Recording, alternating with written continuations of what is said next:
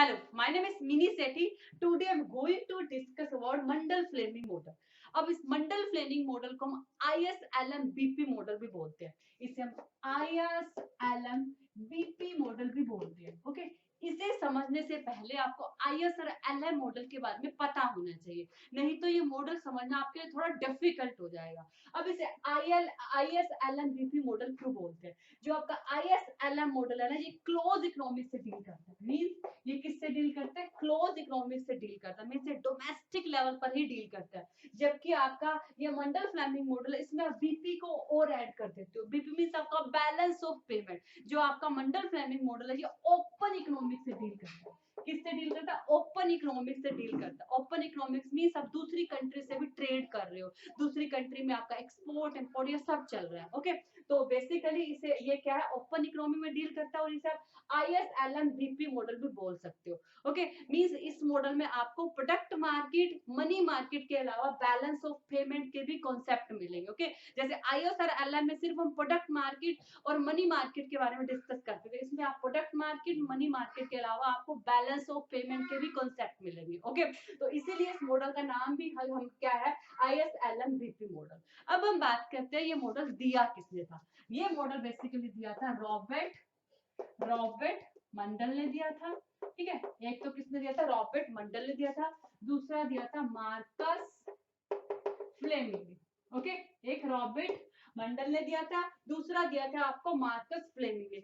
यही कारण है इसको मंडल फ्लेमिंग मॉडल बोलते हैं. ओके, अब इसे मंडल फ्लेमिंग मॉडल क्यों बोलते हैं? इसे रॉबर्ट मंडल ने और मार्कस फ्लेमिंग ने दिया था, यही कारण है इसे मंडल फ्लेमिंग मॉडल बोलते हैं. ओके, अब इसमें क्या किया, दोनों ने अपने different different point of view को रखा है. अब हम दोनों के पॉइंट ऑफ व्यू को डिटेल में स्टडी करेंगे. ठीक है, थोड़ा मैं बता रही हूँ. दोनों ने अपने different different point of view को दिया है, और हम दोनों के पॉइंट ऑफ व्यू को वन बाय वन स्टडी करेंगे. तो सबसे पहले हम लेते हैं रॉबर्ट मंडल का पॉइंट ऑफ व्यू. ओके, सबसे पहले हम किसका पॉइंट ऑफ व्यू ले रहे हैं? रॉबर्ट मंडल का पॉइंट ऑफ व्यू ले रहे हैं. ओके, अब क्या है, मंडल के कोड, कंफ्यूज मत होना. सबसे पहले हम रॉबर्ट मंडल का पॉइंट ऑफ व्यू ले रहे हैं, और इसमें जो पहला केस ले रहे हैं, केस 1. अब केस 1 क्या है? केस 1 की थोड़ी सी कंडीशन भी है, उसे भी समझ लीजिए, क्योंकि डिफरेंट डिफरेंट केस की डिफरेंट डिफरेंट कंडीशन है. सबसे पहले हम केस 1 की बात करते हैं. केस 1 में सबसे पहली कंडीशन क्या है आपकी? Open economy. ओके, सबसे पहले क्या है आपकी? Open economy. दूसरा fix exchange rate regime. Fix exchange rate regime. Okay, एक तो हम यहाँ ओपन इकोनॉमी की बात कर रहे हैं, दूसरा फिक्स एक्सचेंज रेट रिजम है. फिक्स एक्सचेंज रेट रिजम का मतलब यहाँ पे क्या है कि इसमें जो आपकी करेंसी का प्राइस है वो डिटरमाइन करने में आपकी गवर्नमेंट इंटरवीन करेगी. ओके, इसमें जो आपकी करेंसी का प्राइस है उसे डिटरमाइन करने में आपकी गवर्नमेंट इंटरवीन करेगी. ओके, तो फिक्स एक्सचेंज रेट का यहाँ पे ये मतलब है. ओके, तो open economy, open economy means आप दूसरे देशों से ट्रेड कर रहे हो. सेकंड क्या? फिक्स एक्सचेंज रेट रिजम का मतलब क्या है? करेंसी का प्राइस डिटरमाइन करने में आपकी गवर्नमेंट इंटरवीन करेगी, इंटरफेरेंसी करेगी वो. ओके, वो मार्केट, ओपन मार्केट ऑपरेशन के थ्रू डिटरमाइन नहीं होगा, बल्कि करेंसी का प्राइस डिटरमाइन करने में आपकी गवर्नमेंट इंटरवीन करेगी. ओके, ये मतलब फिक्स एक्सचेंज रेट रिजम का. ओके, प्लस ये दो कंडीशन समझ में, open market condition, open economy, fix exchange rate regime. Third क्या है? Perfect capital mobility. आपकी जो कैपिटल है वो परफेक्टली मोबाइल है. मींस एक जो कैपिटल गुड्स है उसका फ्रीली एक कंट्री से दूसरी कंट्री में ट्रेड कर सकते हो विदाउट एनी रिस्ट्रिक्शन. आपकी जो कैपिटल है फ्रीली एक कंट्री से दूसरी कंट्री में मूवेबल है without any restriction. Okay, perfect capital mobility का मतलब क्या? जो आपके कैपिटल गुड्स हैं वो एक कंट्री से दूसरी कंट्री में without any restriction freely movable है. ये आपकी थर्ड कंडीशन होगी. ओके, कंडीशन ओपन, केस 1 की बात कर रहे हैं, open economy, fix exchange rate regime है, प्लस परफेक्ट कैपिटल मोबिलिटी है. ओके, अब हम इस फर्स्ट केस में देखेंगे जब आपकी इकोनॉमी क्या? ओपन है, और उस इकोनॉमी में फिक्स एक्सचेंज रेट रिजम है, और आपकी कैपिटल क्या? परफेक्टली मोबाइल है. अगर ऐसी कंट्री में अगर ऐसी कंट्री में एक्सपेंशनरी मॉनेटरी पॉलिसी काम करती है तो उसका क्या इफेक्ट होगा? अगर ऐसी कंट्री में, ऐसी कंडीशन में अगर आपकी एक्सपेंशनरी मॉनेटरी पॉलिसी काम करती है तो उसका क्या इफेक्ट होगा, वो इफेक्टिव होगी या फिर नहीं होगी। ये हमारा पहला केस है, इसे हम डायग्राम के थ्रू समझते हैं। ठीक है, पहले कंडीशन अच्छे से समझ में आ गई।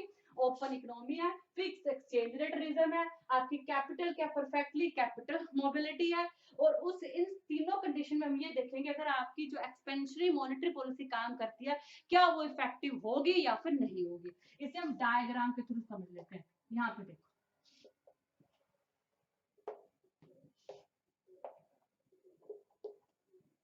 यहाँ पे आप इंटरेस्ट रेट ले रहे हो, यहाँ पे आपका इंटरेस्ट रेट हो गया, और यहाँ पे आपकी आउटपुट मींस नेशनल इनकम होगी। ओके, और ये आपका बैलेंस ऑफ पेमेंट कर्व होगा। बैलेंस ऑफ पेमेंट कर्व यहाँ पे फ्लैट इसलिए बनाया क्योंकि आपकी कैपिटल क्या है वो परफेक्टली मोबाइल है, कैपिटल आपकी परफेक्टली मोबाइल है, इसलिए आपके बैलेंस ऑफ पेमेंट कर्व की शेप इस तरह की है। ओके, अब हम सबसे पहले यहाँ पे ड्रॉ करेंगे आपका आईएस कर्व। ओके, और ये आपका एलएन कर्व। ओके, ये आपका आईएस कर्व हो गया, ये आपका एलएन कर्व हो गया। आपकी इकोनॉमी क्या ई पॉइंट पे इक्विलिब्रियम पे है। ओके, इकोनॉमी की आपकी फर्स्ट कंडीशन ये है। अब क्या है, एक्सपेंशनरी मॉनेटरी पॉलिसी काम करती है। एक्सपेंशनरी मॉनेटरी पॉलिसी काम करने का मतलब क्या है, आपका आपकी मॉनेटरी अथॉरिटी, आपका reserve bank of India money supply को बढ़ा देता है। समझ रहे हो, एक्सपेंशनरी मॉनेटरी पॉलिसी का मतलब आपका reserve bank of India money supply को बढ़ा रहा है। मनी सप्लाई को बढ़ाते ही आपका एलएम कर्व क्या होता है, LM1 राइटवर्ड शिफ्ट हो जाता है, आप ई इक्विलिब्रियम से E1 इक्विलिब्रियम पे आ जाते हो। ओके, क्या होता है, आपका reserve bank of India money supply को बढ़ा देता है। मनी सप्लाई को बढ़ाते ही आपका जो एलएम कर्व है वो राइटवर्ड शिफ्ट हो गया, और आप ई इक्विलिब्रियम से E1 इक्विलिब्रियम पे आ गए हो। अब जो आप इस E1 equilibrium dot dot line दिख रहा है, और जब जो आप ये E1 इक्विलिब्रियम लेवल पे आए हो, अब इस लेवल पे होता क्या है, इस लेवल पे वैसे तो देखा जाए आपका इंटरेस्ट रेट कम हो गया है।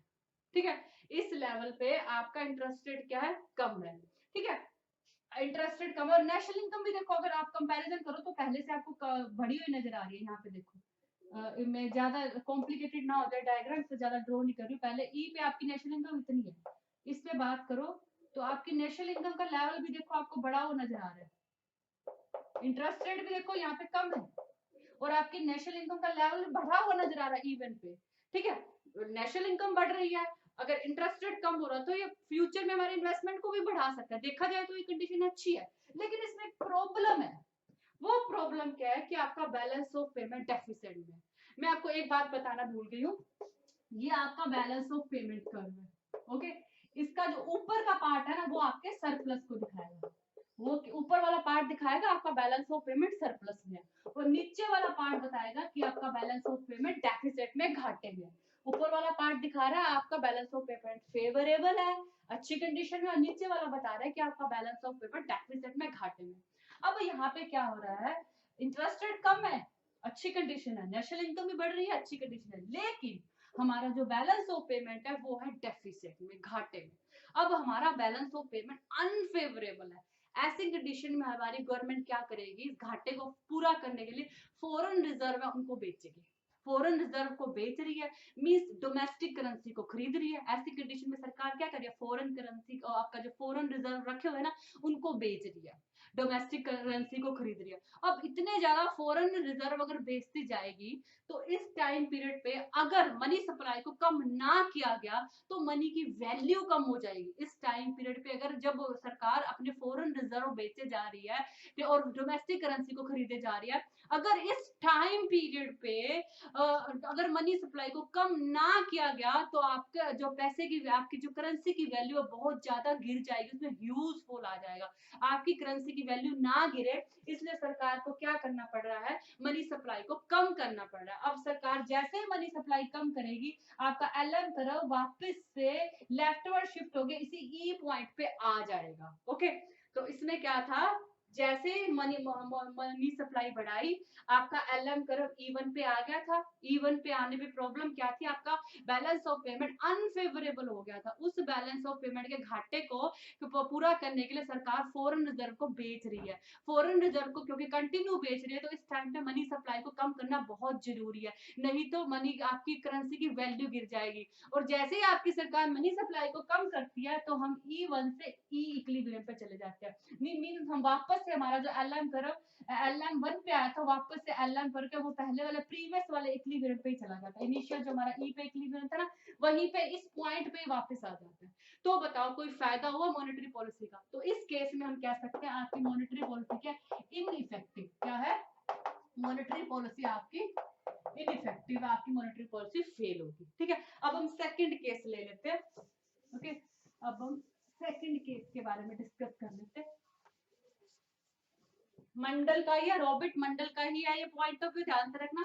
रॉबर्ट मंडल का ही point of view. Case second है, condition same, open economy, fix exchange rate regime, perfect capital mobility, सबका मैं मतलब बता चुकी हूँ।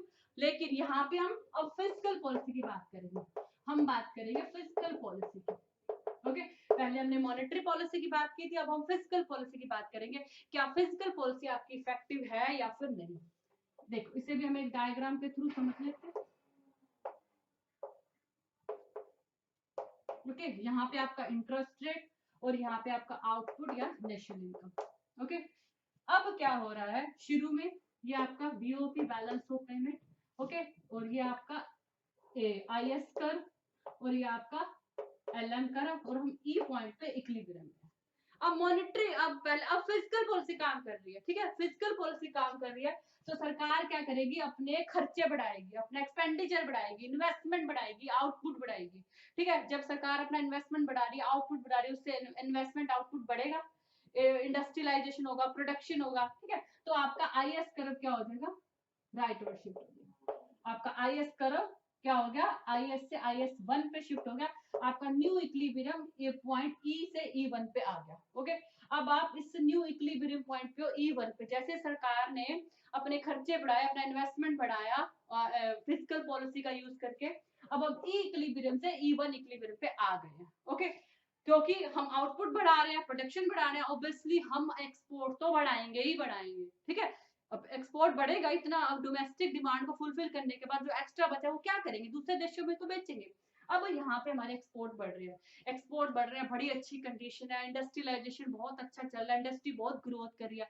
ये इंडस्ट्री ऐसे ही ग्रोथ करती रहे, उसको लिक्विडिटी की कोई प्रॉब्लम ना आए, इसके लिए सरकार नए नोट छापेगी, मनी सप्लाई को बढ़ाएगी। सुन रहे हो, इस ई पॉइंट पे इंडस्ट्रियलाइजेशन बहुत अच्छे से चलती रहे, स्मूथ चलती रहे, एक्सपोर्ट इसी तरह से बढ़ते रहे, क्योंकि E1 पे आप देख रहे हो आपका बैलेंस ऑफ पेमेंट फेवरेबल पे, मैंने पहले बताया था, नीचे वाला पार्ट बैलेंस ऑफ पेमेंट का बताता है घाटे में, ऊपर वाला फेवरेबल कंडीशन में।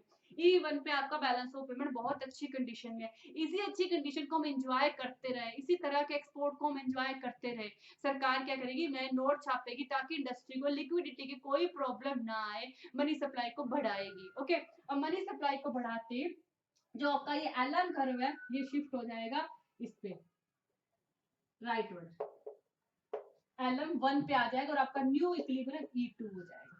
ठीक है, और ये E2 कंडीशन देखो कितनी बेटर है इस E से।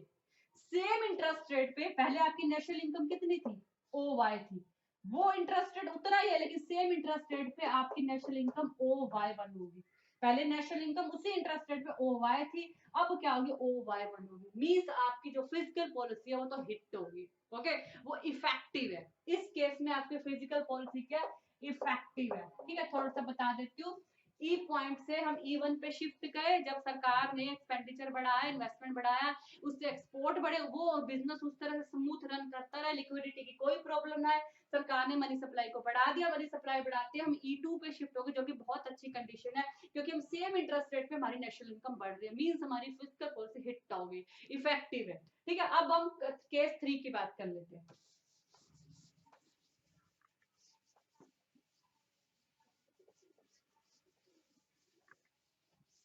ओके, केस 3 में हम यहाँ पे फिक्स एक्सचेंज रेट की जगह हम फ्लेक्सिबल ले लें। फ्लेक्सिबल एक्सचेंज रेट का मतलब है कि अब आपकी गवर्नमेंट कुछ भी इंटरवेन नहीं करेगी, आपकी मनी जो आपकी करेंसी का प्राइस है वो ओपन मार्केट ऑपरेशन के थ्रू डिसाइड होगा। मींस मनी की जो डिमांड है सप्लाई ना आपकी करेंसी की, उसके अकॉर्डिंग आपकी करेंसी का प्राइस डिसाइड होगा। गवर्नमेंट कुछ इंटरवेन नहीं करेगी फ्लेक्सिबल एक्सचेंज रेट में। ओके, ओपन मार्केट ऑपरेशन के थ्रू आपकी करेंसी का प्राइस डिसाइड होगा। गवर्नमेंट कुछ इंटरवेन नहीं करेगी फ्लेक्सिबल एक्सचेंज रेट में। समझ में? फ्लेक्सिबल एक्सचेंज रेट में आपकी गवर्नमेंट कुछ इंटरवेन नहीं करेगी।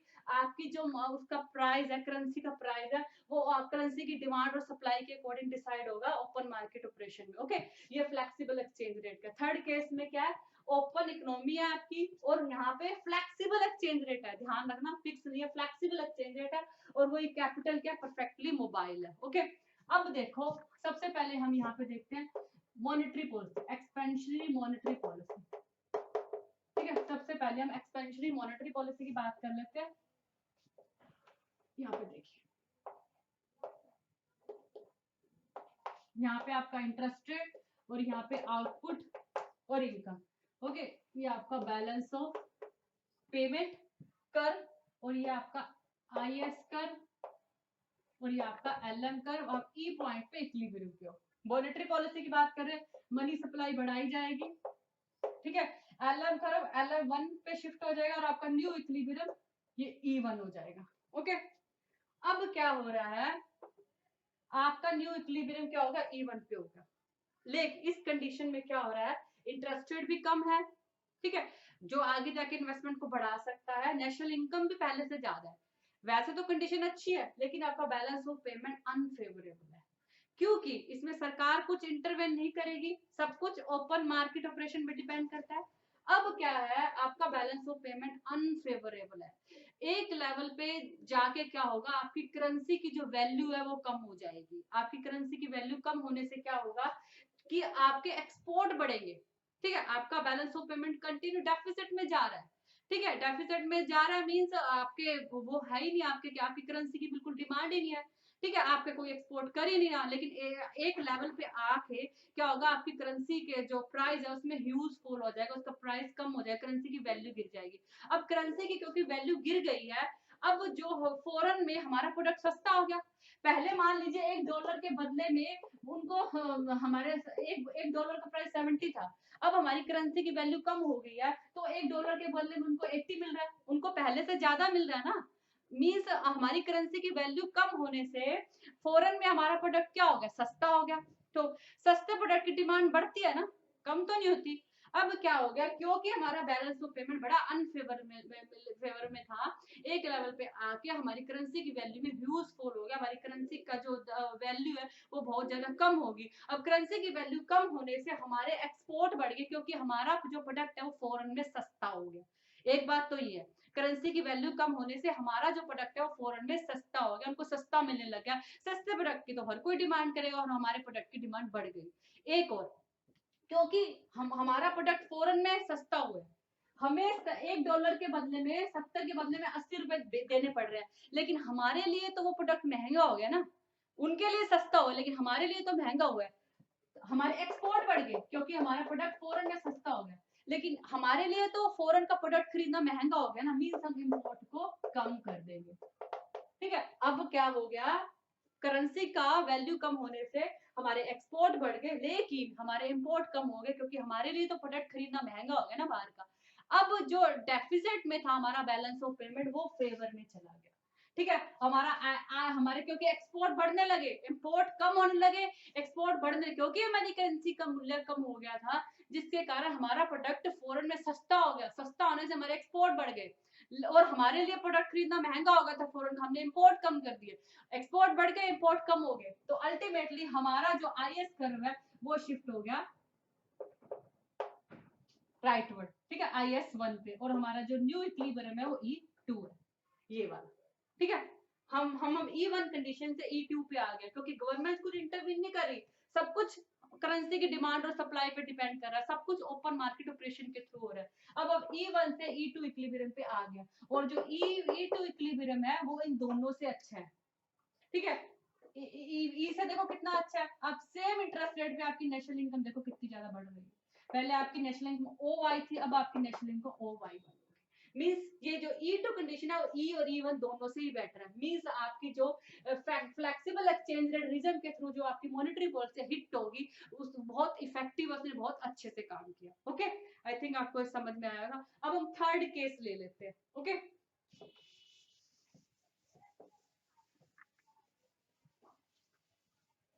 ओके, थर्ड केस में open market operation, flexible exchange rate reserve, perfect capital mobility. लेकिन यहाँ पे हम बात करेंगे फिस्कल पॉलिसी के बारे में।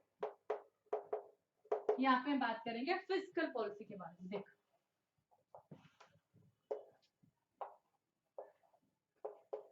यहाँ पे आपका इंटरेस्टेड, यहाँ पे आपका आउटपुट, ये आपका बैलेंस ऑफ पेमेंट, ये आपका एलएम कर और ये आपका आईएस कर।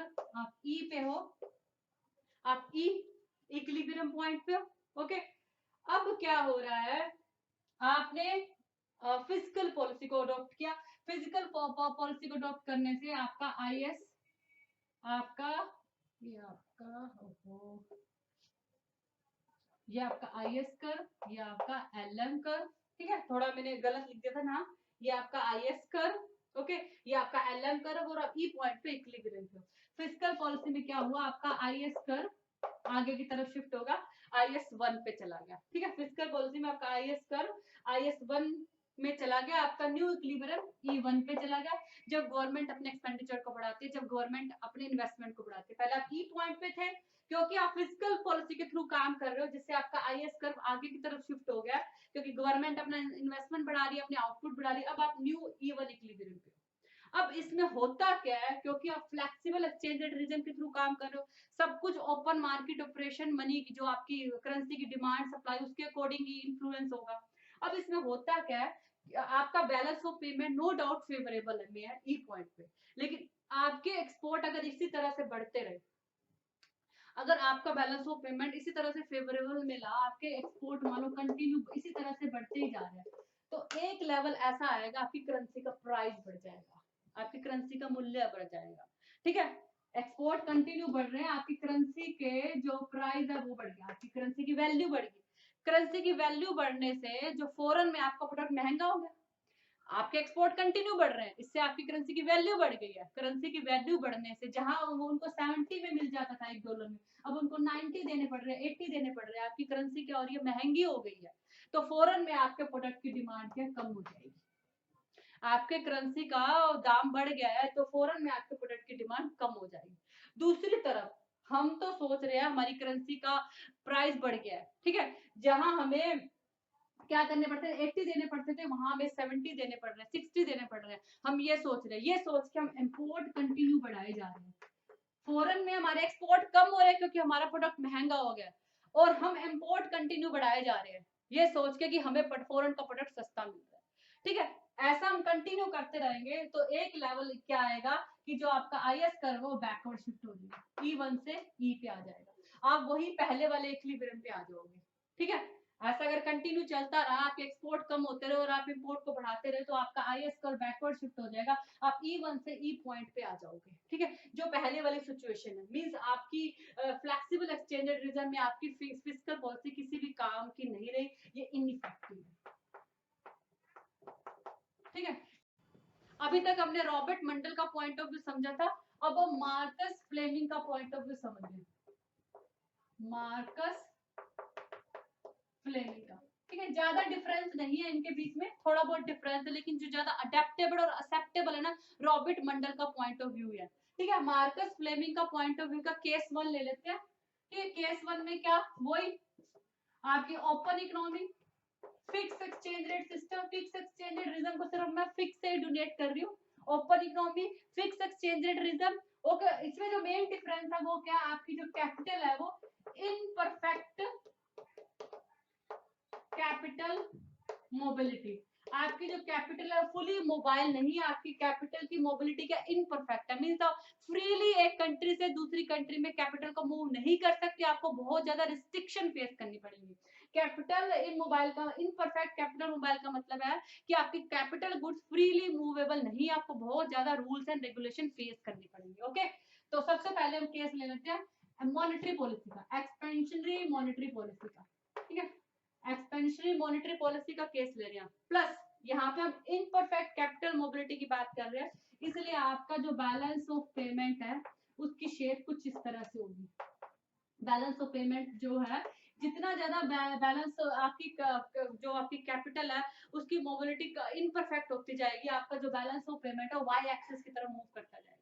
ठीक है, हम डिग्री नहीं बता रहे वो किस लेवल तक मोबिलिटी है, कितनी ज्यादा मोबिलिटी है या कितनी कम मोबिलिटी, हम सिर्फ एक ही डायग्राम का यूज कर रहे हैं ताकि आपका डायग्राम ज्यादा कॉम्प्लिकेटेड ना हो जाए। हम बैलेंस ऑफ पेमेंट का यहाँ पे एक ही डायग्राम ले रहे हैं। ओके, अब जितनी ज्यादा आपकी कैपिटल की मोबिलिटी बढ़ती जाएगी उतना ही ज्यादा आपका balance of payment Y axis की तरफ मूव करता जाएगा। ओके, तो वही सेम, ये आपका एलएम कर्व, ये आपका आईएस कर्व। ओके, ई पे आप इक्विलिब्रियम पे हो। अब क्या होगा, ई पॉइंट पे ये आपका एलएम कर्व और ये आपका आईएस कर्व, कंफ्यूज हो गई। ओके, ये आपका आईएस कर्व और ये आपका एलएम कर्व, ई पॉइंट पे आप इक्विलिब्रियम पे हो। अब क्या हुआ, क्योंकि आप हम मॉनेटरी पॉलिसी की बात कर रहे हैं, मॉनेटरी पॉलिसी की बात करें तो आपकी मनी सप्लाई बढ़ाई जाएगी। जैसे आपकी मनी सप्लाई बढ़ाई जाएगी तो आपका एलएम कर्व ये राइटवर्ड शिफ्ट हो जाएगा और आपका न्यू इक्विलिब्रियम पॉइंट E1 हो जाएगा। मनी की सप्लाई बढ़ गई है तो आपका न्यू इक्विलिब्रियम पॉइंट E1 हो गया। ठीक है, अब इस E1 पॉइंट पे आपका बैलेंस ऑफ पेमेंट घाटे में चला गया, आपका बैलेंस ऑफ पेमेंट डेफिसिट पे जा रहा है। देखिए E1 पे डेफिसिट में जा रहा है ना, उस घाटे को पूरा करने के लिए सरकार क्या करेगी, फॉरेन रिजर्व सेल करेगी, अपने जो फॉरेन रिजर्व है उनको बेचेगी। फॉरेन रिजर्व बेच रही है तो इस कंडीशन में उसको मनी सप्लाई कम करनी पड़ेगी, नहीं तो मनी की वैल्यू कम हो जाएगी। ठीक है, इस कंडीशन में जब सरकार अपने फॉरेन रिजर्व बेच रही है तो उसको मनी की सप्लाई कम करनी पड़ेगी। अब मनी की सप्लाई कम करते ही जो आपका एलएम कर्व है वो E1 से यहाँ पे शिफ्ट हो जाता है पहले वाली जगह पे, और आपका जो इक्विलिब्रियम है वो E1 से E पॉइंट पे आ जाता है, क्योंकि आपका एलएम कर्व बैकवर्ड शिफ्ट हो गया, लेफ्टवर्ड शिफ्ट हो गया। आपका जो इक्विलिब्रियम है वो E1 से E पॉइंट पर उसी जगह पे आ जाता है जिस जगह पे वो पहले था। तो इसका मतलब है आपकी जो मॉनेटरी पॉलिसी है वो उसका कोई फायदा ही नहीं हुआ, क्योंकि आपका इक्विलिब्रियम E1 से वो E1 से E पॉइंट पे पहले वाली जगह पे ही आ गया। इसमें क्या हुआ है, मनी सप्लाई की सप्लाई जैसे ही बढ़ाई गई और उससे मनी सप्लाई बढ़ाते ही क्या हुआ, आपका जो बैलेंस ऑफ पेमेंट है वो अनफेवरेबल हो गया। ठीक है, अनफेवरेबल होने से सरकार को फॉरेन रिजर्व बेचने पड़े, क्योंकि उससे अपने बैलेंस ऑफ पेमेंट के घाटे को तो पूरा करना है। फॉरेन रिजर्व बढ़े तो ऐसी कंडीशन में उसको मनी सप्लाई तो कम करनी पड़ेगी। ठीक है, मनी सप्लाई उसने कम करी तो आपका जो एलएम कर्व है वो उसी कंडीशन पर चला गया, E1 से E पे आ गया। ओके, तो इस कंडीशन में आपकी मॉनेटरी पॉलिसी इफेक्टिव रहेगी, इनइफेक्टिव। ओके, अब हम मार्कस फ्लेमिंग का सेकंड केस ले लेते हैं। वही सेकंड केस वही आपका ओपन इकोनॉमी है। Okay, flexible fix exchange rate है, फिक्स एक्सचेंज रेट रीजन, और जो आपकी कैपिटल है वो क्या है, इनपरफेक्ट मोबाइल है, इनपरफेक्ट मोबाइल है आपकी कैपिटल। पहले हमने मॉनेटरी पॉलिसी ली थी, अब हम फिस्कल पॉलिसी की बात कर रहे हैं। ओके, पहले हमने मॉनेटरी पॉलिसी ली थी, अब हम फिस्कल पॉलिसी की बात कर रहे हैं। वही यहाँ पे आपका आ जाएगा इंटरेस्ट रेट और यहाँ पे आउटपुट आपकी नेशनल इनकम। ओके, आपका ये बैलेंस ऑफ पेमेंट कर्व, इसकी शेप ऐसी इसलिए क्योंकि आपकी कैपिटल क्या इनपरफेक्ट मोबाइल है।